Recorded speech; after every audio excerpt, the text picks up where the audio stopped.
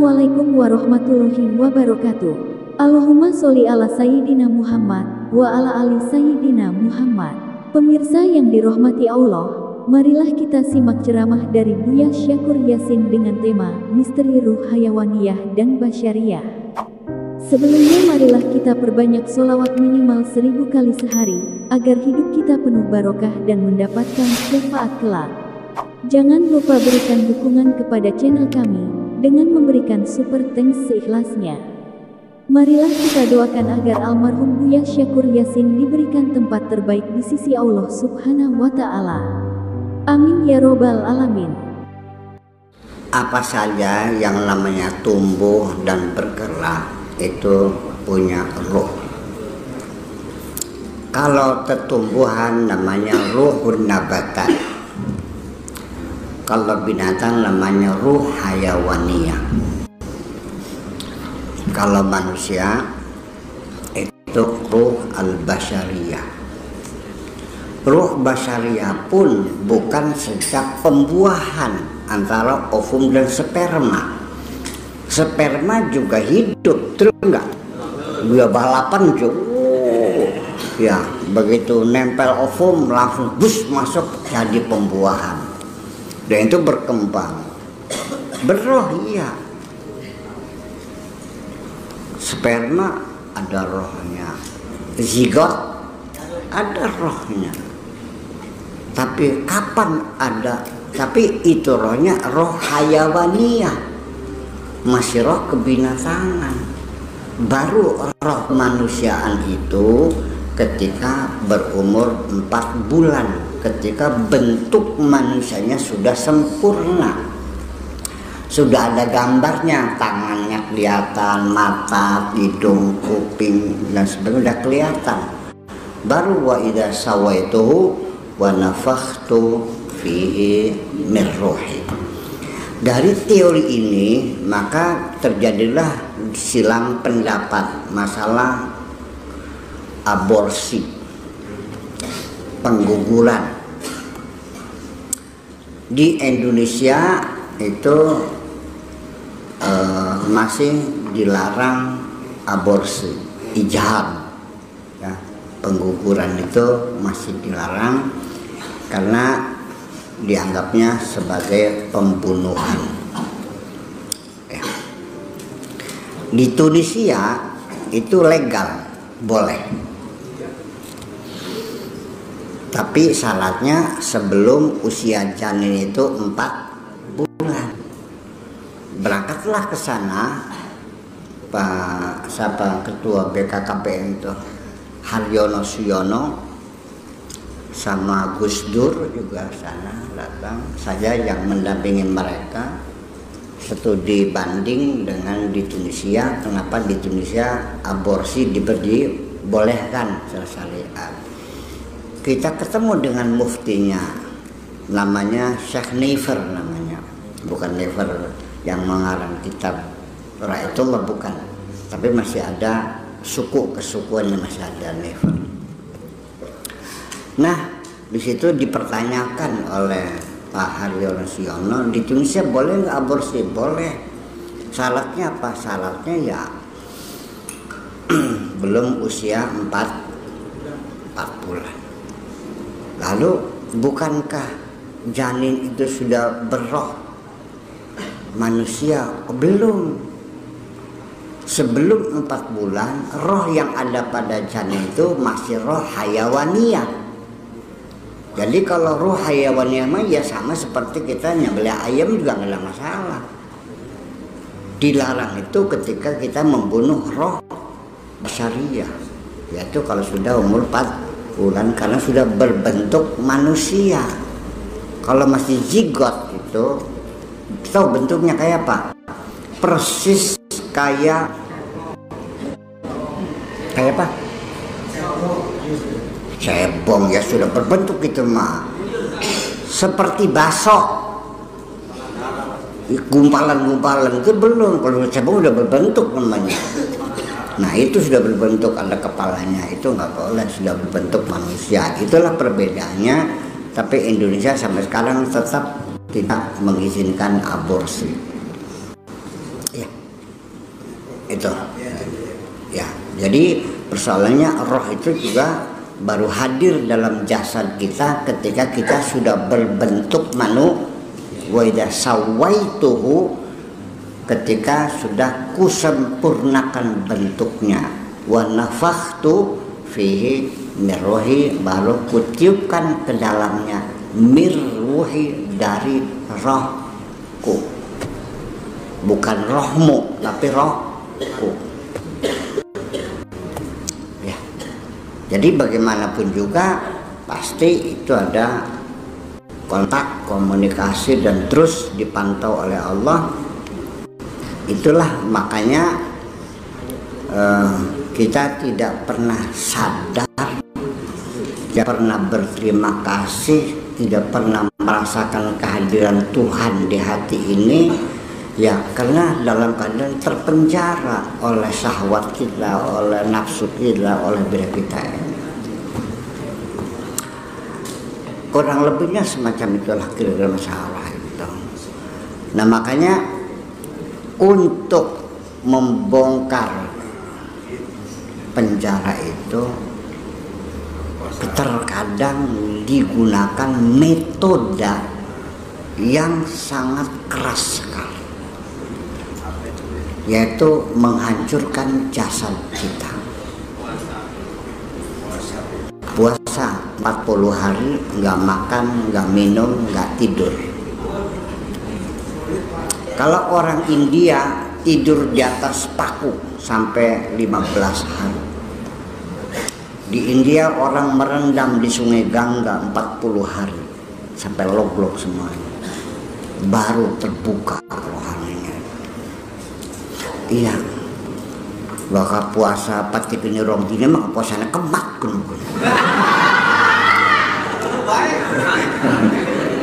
Sing dikemat surat Mina, karena kemat jalan jalan goyang atau jalan guyang, jalan guyang. Jadi salah satunya puasa itu adalah metode yang paling efektif. Teorinya ketika jasad kita manjakan, berarti kita menindas rohani kita. Ketika jasad kita tekan, rohani baru bangkit. Satu contoh saja, ketika bulan puasa, kenapa muncul kepedulian kepada tetangga, kepada fakir miskin? Kenapa bulan puasa kita jadi dermawan semua? Setiap ada tamu, kue keluar semua. Ya, sampai tetangga yang dapurnya enggak ada asapnya curiga. Neng, dia ada apa itu? Itu tetangga kok dari pagi enggak ada asap-asapnya. Sok dilihat. Ya, anaknya pergi. Mama enggak bisa masak. Sampai terharu sendiri, menangis orang itu. Jangan masak, enggak masak. Sok dikirim nih, biasa 2 kilo. Nih uangnya 10.000 buat beli reseknya. Cepetan, lu kasihan. Kenapa dia ikut menderita ada orang nggak makan? Tapi begitu sudah tidak puasa lagi, meditnya keluar lagi. Itu baru ditekan sedikit saja, rohani kita sudah mulai menggeliat. Bayangkan. Makanya diantara suluk atau perilaku para aulia yang sudah mengenali dirinya, itu semuanya ahli puasa. Bakat semut gendut mah jangan berharap.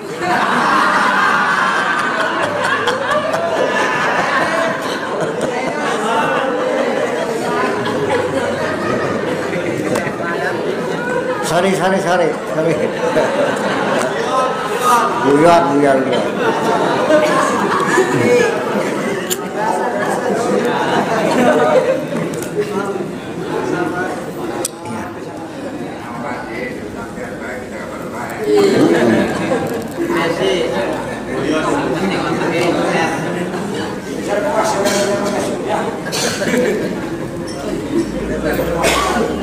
Iya, ya puasa.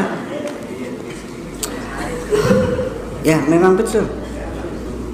Dalam keadaan nafsu itu terkendali, Ya makan ya nggak usah sampai kenyang, yang penting hilang lapar ya udahlah, ya kan gitu.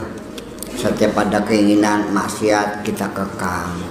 Ya, para nabi, para rasul itu adalah mereka yang senantiasa memberikan perlawanan terhadap tuntutan-tuntutan nafsunya, betul nggak? Barang sirat dimanja, dituruti kabeh.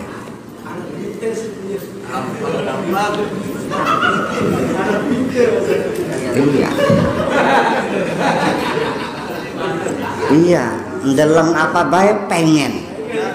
Dalam TV pengen TV, dalam mobil pengen mobil, dalam cewek pengen kawin. Mata indreng.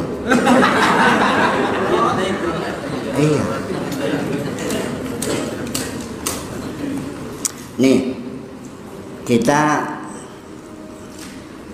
mari kita buktikan bahwa kita punya roh atau tidak.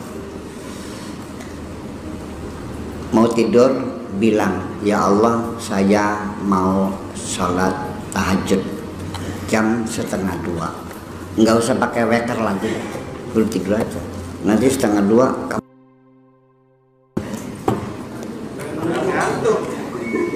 Iya.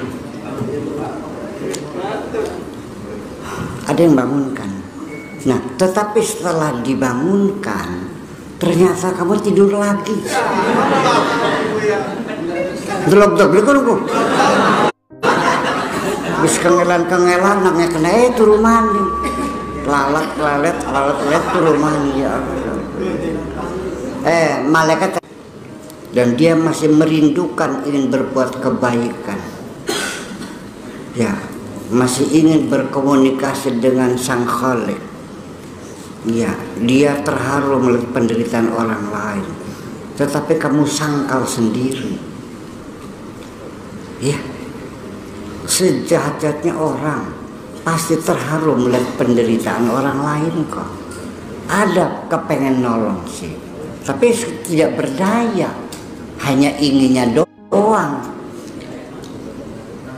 Iya, begitu ngerogok kantong, nutup dewe kantong itu. Gatat sampai sobek kantongnya. Iya. Sampai terjadi tawar menawar kok. Kita mau ngasih 1 juta aja, kebanyakan ada yang nawar tuh. Iya.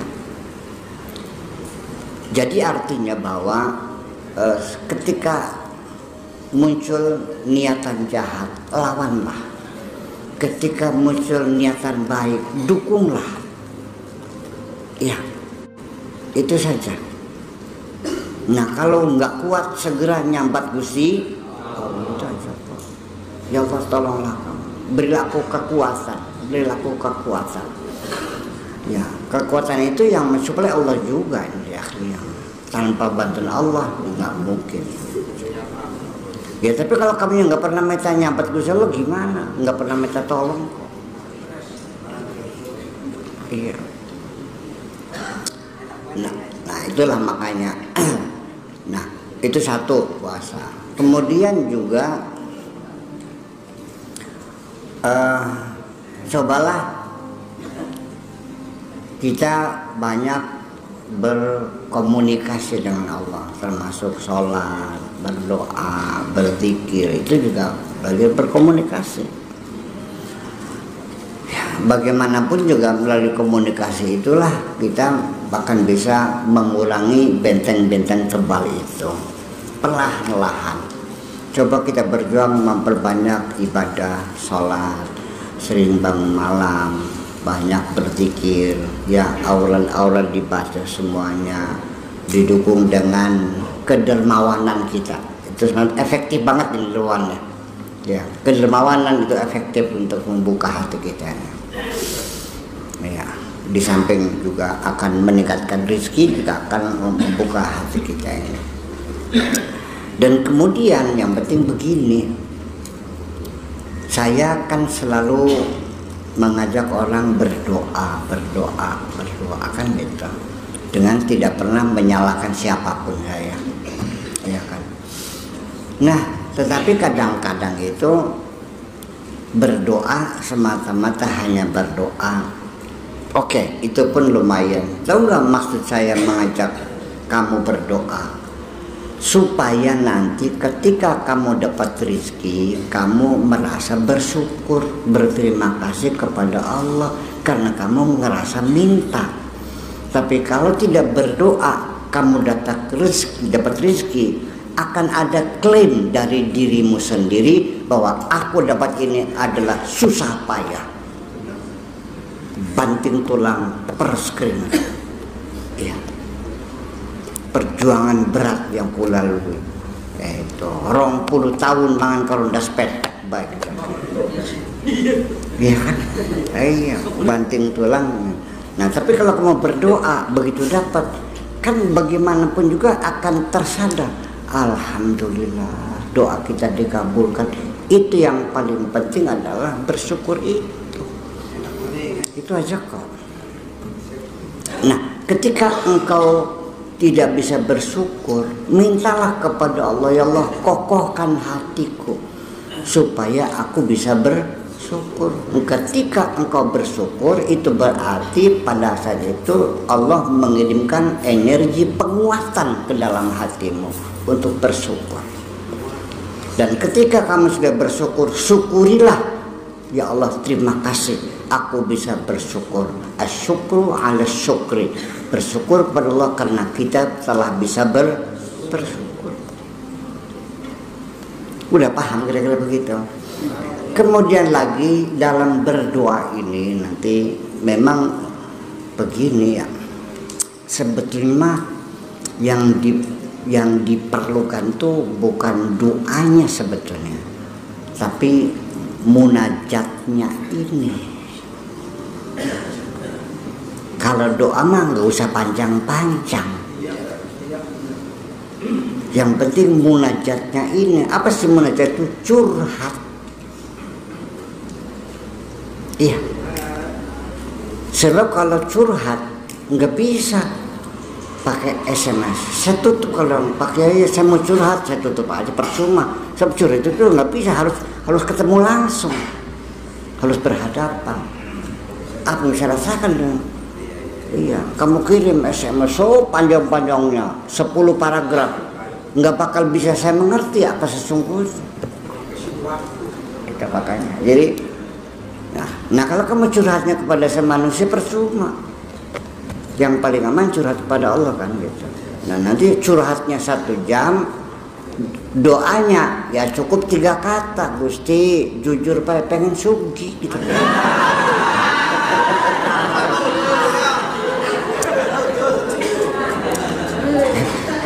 Yang panjang itu curhatnya, ya Allah Gusti kita pegel teman dari wong larat gimana, batur bisa lu ngakaji kita orang bisa, anak usia gede sudah saatnya anak-anak sekolah juga dari mana, katakan sejujurnya dan yakinlah Allah mendengarkan curhatmu itu.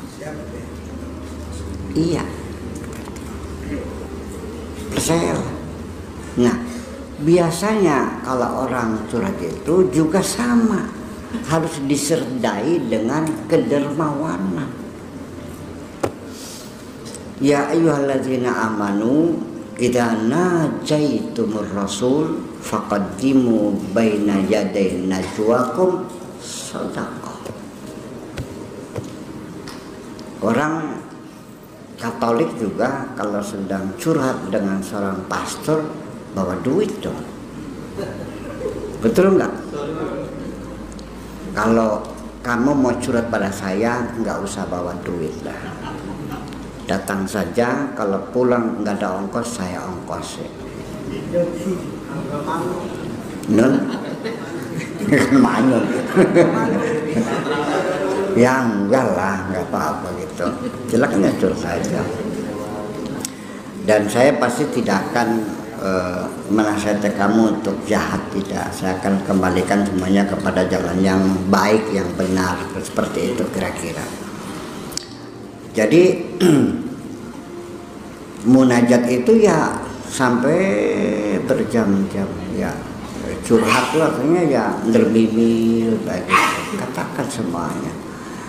Begini, curhat ini di samping untuk pengkabulan dan juga untuk mengurangi beban-beban kenangan lama yang sudah masuk dalam verdrongen kompleksen di dalam akal bawah sadar kita, dalam ruang bawah sadar kita yang sudah padat itu dikuras kembali, dikeluarkan semua, menjadi plong lagi. Kalau tidak bisa meledak itu. Ya, jadi kalau ada orang yang kena yang menjurut-jurut stres itu bukan kesampet setan, bukan apa, bukan kesurupan, bukan apa, saya tahu. Iya, karena beban terlalu banyak yang tersimpan. Iya. Sama anak marah disimpan, istri marah disimpan, di dia kantor dimarah-marahin atasan disimpan, tetangga cerewet masalah limbah bertengkar lagi, meledak kepala, akhirnya itu apalah dibuang, dikuras ya. Jadi bagaimanapun juga kemampuan kita menyimpan perasaan itu juga tergantung ya, memorinya berapa giga, dan orang berbeda-beda loh. Ada yang muatnya ada yang 5 giga, 10 giga, ada yang setera, ya tergantung. Dan kenapa itu, makanya yang sering kesurupan kenapa banyak perempuan. Kalau perempuan itu sensitif persoalan. Sok aja yang banyak kesurupan perempuan, bukan laki-laki, karena perasa perempuan. Dan suaminya ya punya simpanan lain.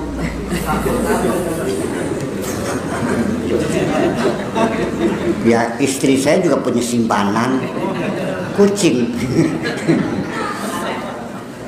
Ya. Jadi begini, itu perlu perlu dicuci ya, dicuci. Ya reprogramming, diprogram kembali. Ya kalau di sini namanya overload ya. Ya ini enggak masuk meledak kepalanya. Dan itu sejak, jangan sekali-kali kenangan pahit, kemarahan kamu, kesalahan kamu, kesalahan kamu simpen saja dengan meyakini, biarkan saja, biar waktu yang menyembuhkan. Nanti akan dimakan oleh waktu. Siapa bilang?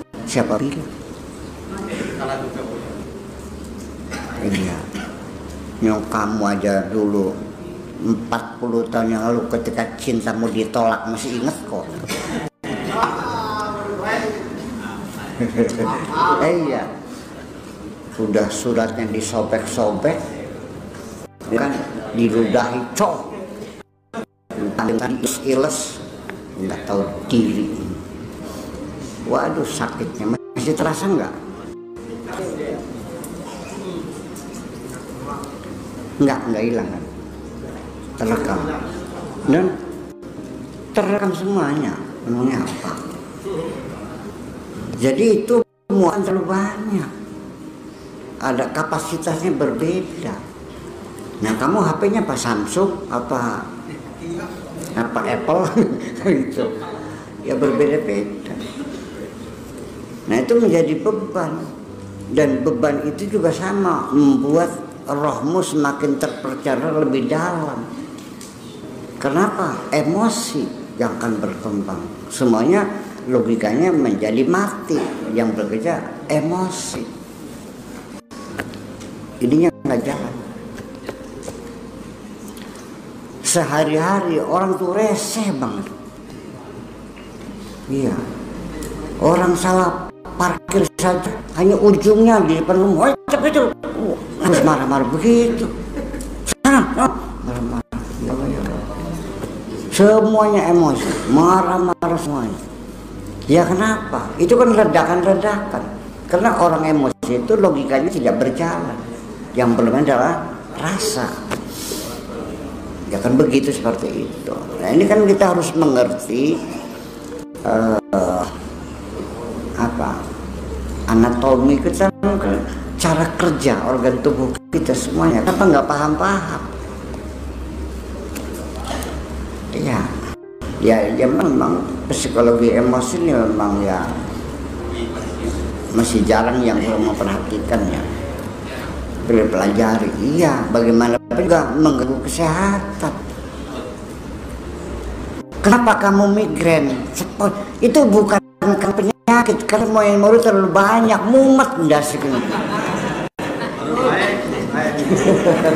Iya, waduh, mumet.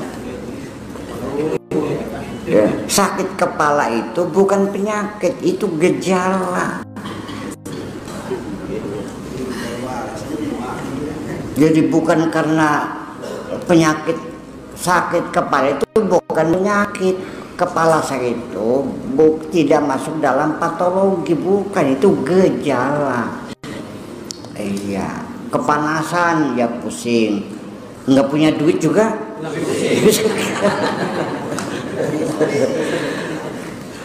Ya, istri minta cerai pusing juga. Anak kuliah di DO, di kuliah pusing juga semuanya. Dan itu menjadi beban, sakit gitu. Iya. Jadi ya itulah persoalannya. Jadi ternyata bukan Allah yang menzalimi kamu, tapi kamu sendiri yang menzalimi dirimu sendiri. Gila orang itu kadang-kadang. Wa mallahu bidzalamin lil abid walakin anfusahum yazlimun. Allah tidak menzalimi hambanya. Orang itu sendiri yang menzalimi dirimu sendiri. Dan nanti curhat itu salah satu metode mengurangi beban, ya kan, dalam ruangan bawah sadar yang tersimpan itu salah satu. Yang kedua juga kita selesaikan secara kasuistik satu persatu, biar jangan terlalu banyak diselesaikan. Kalau bebannya dulu kita karena mempunyai utang belum bayar, ya dilunasi dong utangnya. Sudah 5 tahun nggak apa-apa Pak Haji. Aduh, saya lagi buka-buka arsip, ternyata ada nota ketinggalan, ternyata saya belum bayar. Mohon maaf, ini saya baru ada 1 juta, insya Allah nanti tiap minggu 1 juta deh. Belum kan, kurang 1. Ya, sama istri juga kamu punya beban menyembunyikan perselingkuhanmu.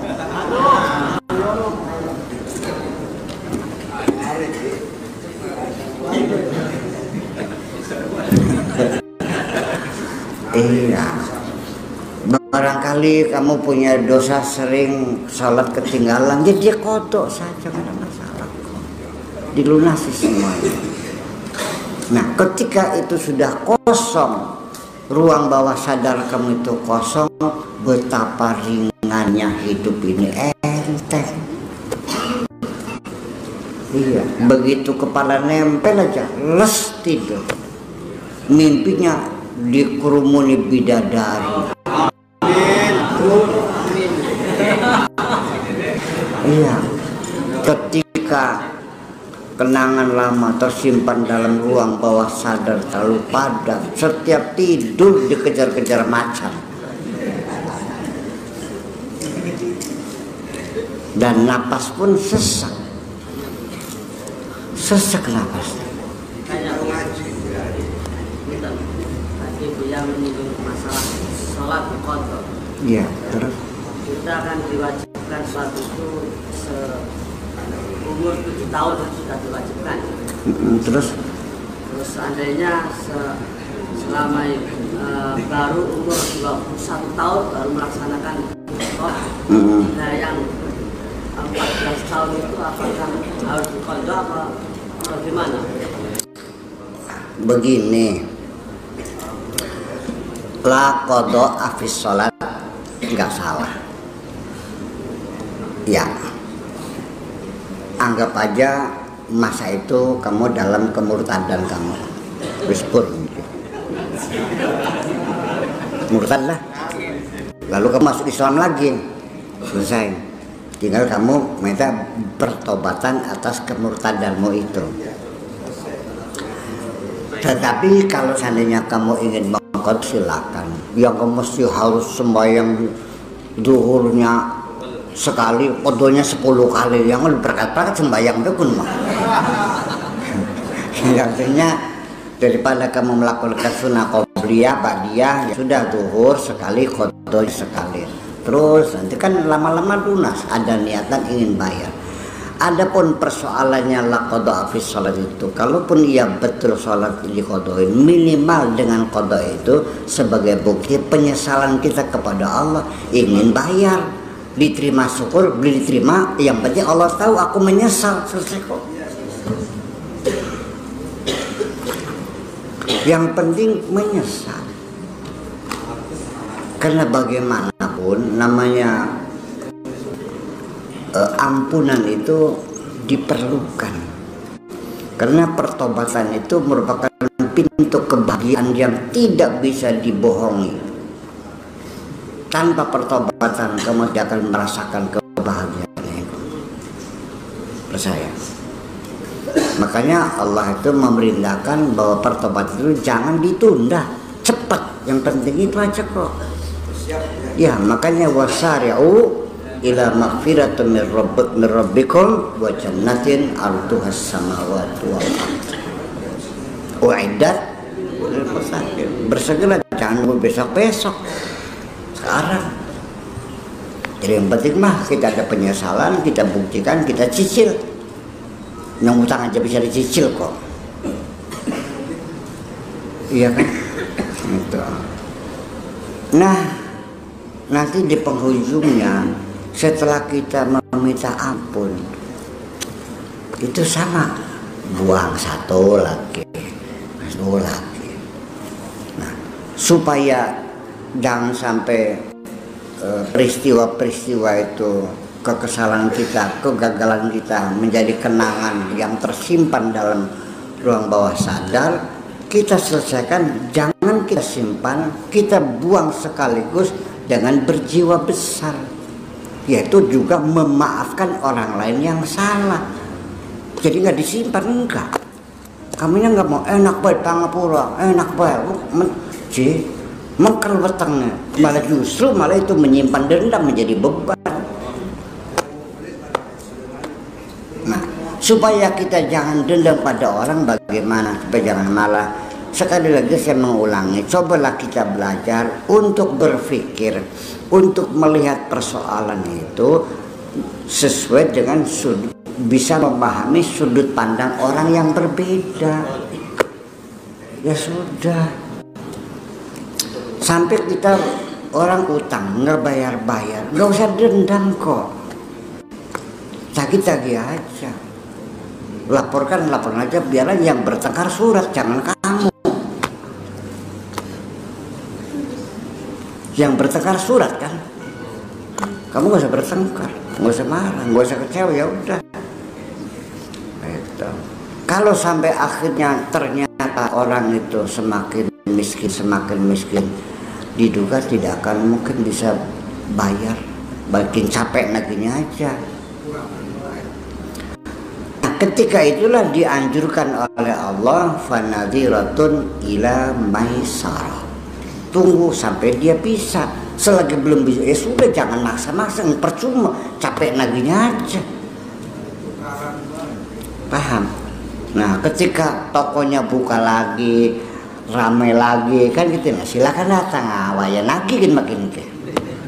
Ya kan gitu. Nah, tetapi kalau semakin miskin sampai rumahnya sampai sudah tinggal di bawah jembatan, mau apa? Mau sakit hati, goblok kamu. Allah mengatakan wa antasaddaqu khairul lakum, anggap saja sebagai sedekah kamu. Nih kwitansinya, Pak, udah sekarang mah yang senang-senang saja. mulai hari ini saya tidak akan mengejar-ngejar kamu lagi. Sudah saya niati sodakoh buat apa? Nih, udah ya, udah lunas. Silakan tidur yang nyenyak. Dianya tidur nyenyak, kamunya lebih nyenyak tidurnya. Percaya nggak? Kan udah melakukan. Jadi tolong diselesaikan itu. Stres sampai bisa menjadi mental block sudah. Pengung terus kayaknya mah. Belum. Kayak orang bingung. Ya, gitu. Jadi artinya kita selesaikan. Cuman sayangnya kita ini nggak paham. Baru paham orang itu sakit, kopoknya meler. Ya kan? Sakit kalau matanya berdarah. Baru paham sakit kalau perutnya kembung. Ya kan? Baru paham kalau seandainya tumornya sudah menjalar. Tetapi namanya penyakit jiwa tidak diperhatikan. Padahal penderitaannya jauh lebih besar.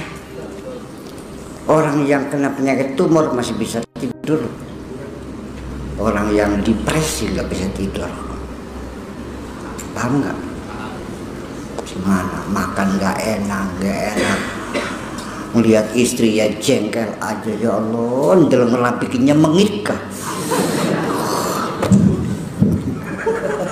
Iya, ruwet ya. Dan itu menerakai serumah semuanya dalam neraka. Anak-anak juga panik.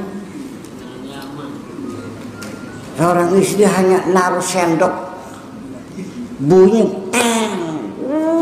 dilemparkan piringnya, ya kan? Nyayur asam agak dibuang mangkoknya, dijejak mejanya, gimana? Gila kan tuh? Ya iya. Nah, itulah persoalannya. Depresi.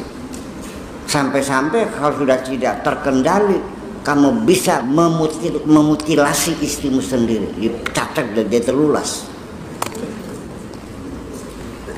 Ya kan? Sampai anak sendiri dimasukin mulutnya pakai belut hidup. Dan terjadi itu mati kan akhirnya. Lah iya kan orang gila. Non ada, udahlah. Nggak usah disebut namanya ya. Nggak boleh itu. Ya itu kan sudah gila.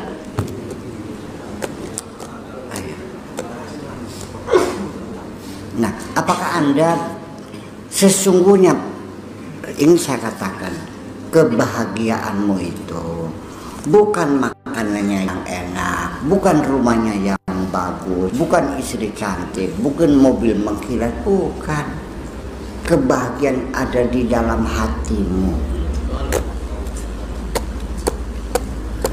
Bangga. Jadi jangan sampai Anda ini terlalu rajin mencari materi, mencari mukaya, usaha, beli mobil lagi, beli rumah lagi, beli sawah lagi, pagi, sore, siang, malam, tidur sehari 4 jam. Oh, sama istri aja nggak pernah disentuh-sentuh nih. Anak jarang ngobrol, jarang ketemu, jarang bermesra. Sawahnya sudah 80 hektar. Ya, mobilnya ngederet ada 4. Ya, lebih termu. Ternyata hartanya berlimpah ruah. Ternyata dia tidak punya waktu untuk menikmati hartanya itu. Hebat kan? Hartanya banyak, jiwanya mengerang kesakitan. Marah dan marah. Ternyata keliru. Memang dia tidak mencari kebahagiaan, tapi mencari kekayaan. Dikiranya banyak harta sebagai bukti kebahagiaan. Omong kosong. Betul nggak? Iya. Ya jangan goblok lah. Orang kalau jiwanya tenang dan damai, nggak ada apa juga bahagia. rumahnya bagus, apalagi ya. Kalau kamu marah, paru-paru kamu kejang, berkeset paru-parunya. Seperti apa? Kalau karet udah kena panas, apa namanya tuh? Mengeras, lengang. Nah kalau paru-paru Anda kejang karena marah-marah terus, dia tidak mampu memompa oksigen ke dalam darah merah itu. Kalau oksigennya kurang, ambekannya sesek, alot ambekannya nggak susah. Iya, langsung kontak saklarnya, kontak, langsung memerintahkan otak kita, memerintahkan paru-paru, pompa lagi, tambah lagi, tambah lagi, sampai 1 menit lebih dari 90 detakan, pop. Iya, terus das jebol, ya sarafnya putus, akhirnya lupa ingatan, pelangap, kemanusiaanmu hilang, nggak ada harganya. Akhirnya apa? Kolar, kaler, intermaga, rambutmu digember beratus-ratus, cengar-cengir.